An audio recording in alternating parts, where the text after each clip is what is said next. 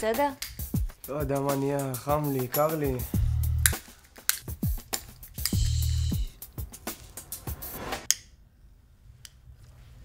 טוב, תתרגל לקלות שעשי את הקטע. חד פעמי, נשמה.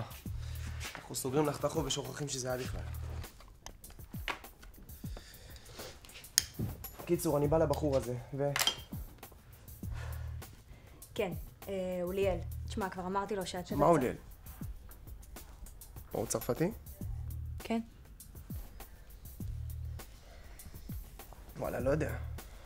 הוא חבר, אפשר לסמוך עליו. כן. מה יש לכם צרפתים? כל פעם אתה שומע צרפתי אתה מתכווץ. אין בעיה. זה הרבה כסף פה, דדי. אני בחיים לא טעיתי באינטואיציות שלי. מה, אני צריכה לפחד? להפך. אני פשוט... עשו לי קטע. לא סומך על צרפתים. עליי אתה סומך? את עזרת לי. הוא יותר משלנו אוליאל הזה. אתה מגיע אליו, אתה נותן לו את הסחורה, הוא נותן לך את מה שאתה אמור לקבל אחרי החוב שלנו וגמרת. אני כבר אקבל את שלי ממנו. ואם יש בעיה תקשר אליי, הוא כמו אח. כן, אבל רגע, תגידי, מה נראה לך? ילך חלק הכל? כן, ברור.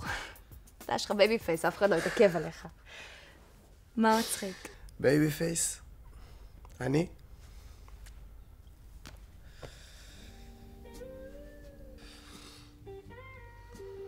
למה אתה לא?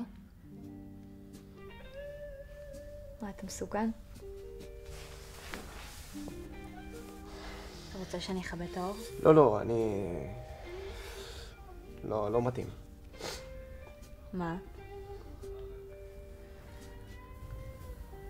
יש לי מישהי. בסדר, למה לא אמרת קודם? לא הייתה שום סיבה. אם בא לך להיזרק פה זה בסדר, אני מבטיחה שאני לא אנסה שוב. לא, תודה, יש לי עוד דרך ארוכה. טוב, אפשר להציע לך איזה קטנה לדרך? למה לא?